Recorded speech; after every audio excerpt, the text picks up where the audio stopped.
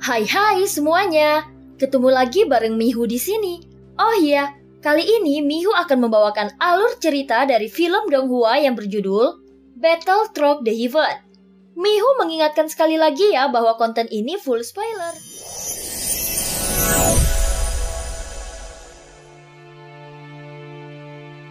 Melanjutkan dari kisah sebelumnya. Sebelumnya Xiaoyan telah mengeluarkan tahanan roh dan memintanya membuat pembatasan yang bisa menjebak avatar Shizun yang ada di hadapannya.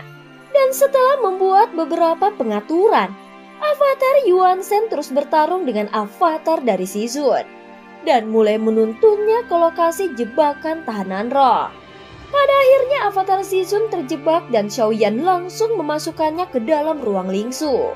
Dengan hilangnya sang raja serangga, maka tempat ini seketika berubah kembali normal dan Yuyan bisa memasukinya. Namun dia sangat terkejut saat Xiaoyan mengatakan bahwa avatar Shizun melarikan diri. Sehingga dia mengajak Xiaoyan mengejarnya atau mencari avatar yang lainnya.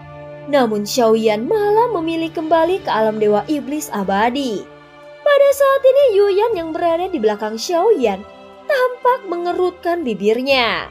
Terlihat dia sudah mengenakan gaun berbahan kain kasat tipis di tubuhnya yang indah, sehingga lekukan tubuhnya yang indah menjulang. Namun dia sebenarnya masih diabaikan oleh Xiaoyan. Sial, apakah dia benar-benar sama sekali tidak tertarik padaku? Setelah Yuyan mengeluh di dalam hatinya, dia hanya bisa menggelengkan kepalanya dengan tidak berdaya. Saat ini Yuyan terus mengikuti Xiaoyan yang berjalan ke dalam celah dan kembali ke alam dewa iblis abadi. Setelah Xiaoyan memenjarakan jangkrik emas setinggi 6 kaki ke ruang lingsu, pada saat yang sama pertengkaran glasir darah raksasa dan pahadaji yang masih berlangsung akhirnya mereda karena kemunculan sosok lainnya yang secara tiba-tiba. Akulah bosnya di sini. Kalian berdua harus patuh padaku. Kalau tidak, maka tidak ada cara untuk keluar dari sini. Setelah mengetahui situasinya, jangkrik emas setinggi 6 kaki baru mengerti bahwa dia telah jatuh ke dalam perangkap lagi. Di ruang lingsu yang tertutup ini, dia membuat beberapa eksplorasi dan bergerak ke segala arah, serta mencoba segala cara. Namun itu tidak membuahkan hasil apapun. Tidak mungkin aku tidak dapat menemukan kekurangan apapun dari ruang ini. Ucap jangkrik emas setinggi 6 kaki segera bergumam pada dirinya sendiri. Adapun glasir darah raksasa dan pahadaji langsung menemukan tempat yang datar dan nyaman untuk berbaring, serta secara diam-diam menyaksikan kegilaan jangkrik emas itu. Saat berikutnya makhluk itu meraung marah dan terus berterbangan ke segala arah mencari jalan keluar. Hei, lihatlah orang itu. Dia sepertinya tidak menyadari bahwa ruang ini adalah penjara. Aku tidak tahu berapa lama itu akan bertahan. Ucap glasir darah raksasa dan pahadaji memberikan tanggapan tanpa melihat satu sama lain. Pada saat yang sama sosok jangkrik emas melayang di atas keduanya. Aku mau keluar dari sini. Selama ini adalah ruangan. Tidak peduli apa jenis ruangannya, itu pasti memiliki kekurangan. Ayo temukan celahnya bersamaku. Jika kita mampu menemukan kekurangan dan dapat menerobos ruangan, maka kita bisa pergi dari sini. Saat ini jangkrik emas setinggi 6 kaki masih menolak menyerah. Setelah kata-kata itu jatuh, glasir darah raksasa dan pahadaji tetap tidak bergeming. Berhentilah berjuang dan temukan tempat untuk tidur dengan tenang. Jika memang ada kekurangan di sini, apakah kau masih perlu menemukannya? Ucap pahadaji segera berkata perlahan. Dia tidak memberikan wajah apapun kepada jangkrik emas itu. Lagi pula, dalam pandangannya jangkrik emas tidak lebih kuat darinya. Bagaimanapun dia adalah bagian tubuh Daji walaupun itu hanya pahanya. Namun itu tidak bisa dibandingkan dengan dirinya. Jangkrik emas setinggi 6 kaki ini tidak lagi memperhatikan keduanya dan melanjutkan pencarian jalan keluar di ruang lingsu. Dia juga mulai menghancurkan dunia ini tetapi tidak peduli bagaimana dia menghancurkannya. Setiap kali dia memotong semua gunung dan benua di sini menjadi beberapa bagian, maka tidak perlu waktu lama semuanya akan dikembalikan seperti bentuk semula. Hanya glasir darah raksasa yang terus berbaring dan tidak memperdulikannya. Sedangkan Pahadaji terus menghela nafas tak berdaya. Aku adalah makhluk yang kuat dan dikurung di tempat seperti ini. Keadaan ini benar-benar membuatku menjadi gila. Teriak avatar Shizun yang berwujud jangkrik emas setinggi 6 kaki dengan getir. Hei, bisakah kau mengubah penampilanmu itu? Kau terlihat sangat menjijikan. Ucap Pahadaji berbicara sambil mengacungkan pahanya kepada glasir darah raksasa. Apa katamu?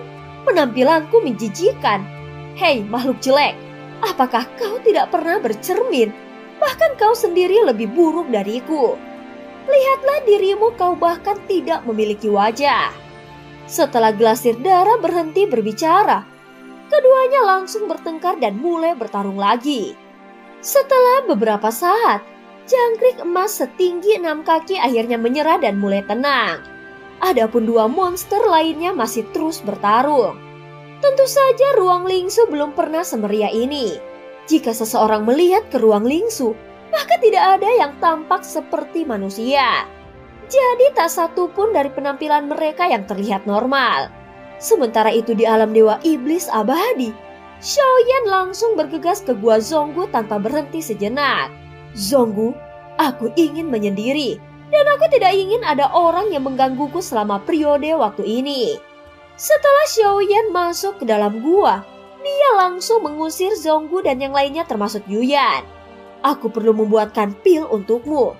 Kau seharusnya mengerti. Sebelumnya Yuyan menolak untuk pergi. Namun saat mendengar kata-kata penuh arti dari Xiaoyan, dia segera mengangguk dan menatap Xiaoyan sambil berpikir, kemudian pipinya menjadi merah. Baik suamiku, aku akan menunggumu. Sebelum pergi, Yuyan bahkan mengedipkan matanya pada Xiaoyan. Melihat sikapnya, Xiaoyan benar-benar merasa tidak berdaya. Saat berikutnya dia mengeluarkan kuali obatnya dan memang benar dia ingin membuat obat, tetapi ini bukan untuk menyempurnakan pil 9 naga yang sejati. Dia sebenarnya bermaksud menyempurnakan pil pengembalian mimpi yang belum diselesaikannya sebelumnya. Bagaimanapun efek pil ini sangat berbeda dengan pil tubuh dewa dan iblis serta pil 9 naga yang sejati. Bisa dianggap pil ini adalah yang paling sulit untuk dimurnikan di antara ketiga pil tersebut. Dan dia juga harus menggunakan banyak bahan obat untuk memurnikannya. Dengan proses fusinya yang lebih kompleks, menunjukkan bahwa pil ini jauh lebih berharga. Tentu saja tujuan sebenarnya dari menyempurnakan pil ini, karena Xiaoyan ingin mengandalkan pil ini untuk melihat apakah dia dapat meningkatkan kekuatannya lebih jauh, sehingga dia dapat menerobos ke langkah ke-9 keabadian Kaisar. Meskipun ada avatar kuat yang mendukung Xiaoyan, tetapi kekuatannya juga harus ditingkatkan secepatnya. Bagaimanapun situasi di dunia sensi masih tidak diketahui. Bahkan jika dia gagal menerobos keabadian para dewa, dan berdasarkan berita yang diketahuinya, maka Xiaoyan harus kembali ke sensi untuk memeriksanya. Roh dunia kuno dewa abadi dan iblis, kau perlu menyiapkan segera mungkin pertukaran yang setara. Ingat, 50 keabadian para dewa tingkat kedua, dan 3/10 sumber daya dunia. Setelah itu aku akan menggunakan daun pohon dunia untuk memperbaiki penghalang dunia ini. Suara Xiaoyan tidak nyaring namun menyebar secara perlahan. Baiklah, ucap suara roh dunia kuno dewa abadi dan iblis segera terdengar meresponnya. Xiaoyan tahu persis bahwa dunia kuno dewa abadi dan iblis sedang dilanda kehancuran. Jika dia tidak memperbaiki penghalang dunia di dunia kuno dewa abadi dan iblis, maka hanya masalah waktu untuk menunggu dunia ini dihancurkan. Setelah mendapatkan tanggapan, Xiaoyan mulai menyempurnakan pil pengembalian mimpi ini. Sekarang di dalam seluruh gua, itu diisi dengan bahan obat yang tak terhitung jumlahnya. Saat berikutnya nyala api Xiaoyan mulai menyebar untuk memurnikan bahan obat. Proses pemurnian bahan obat yang pertama ini juga merupakan hal yang sangat menguras mentalnya. Dengan bahan obat yang berbeda, Xiaoyan perlu mengontrol suhu yang berbeda. Jika dia sedikit ceroboh, maka bahan obat akan runtuh dan hilang. Pada saat ini ribuan bahan obat segera berbaur dalam urutan tertentu. Jika tidak ada kekurangan jiwa yang kuat sebagai pendukung, maka itu tidak mungkin bisa dilakukan. Proses ini sangat rumit dan tidak boleh sedikit pun ada kesalahan selama periode ini.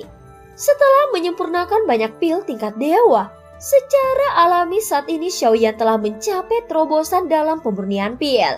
Hanya saja ini baru langkah pertama dari keseluruhan proses alkimia di tingkat dewa. Walaupun demikian, tidak semua alkemis bisa melakukannya.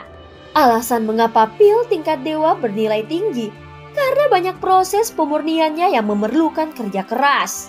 Banyak alkemis yang menyempurnakan pil tingkat dewa tidak seperti Xiaoyan, sehingga sangat sedikit membutuhkan kekuatan jiwa yang kuat. Adapun Xiaoyan membutuhkan hal itu, karena dia mengandalkan jantung api. Bahan obat apapun yang sulit diekstraksi dapat dengan mudah diatasinya.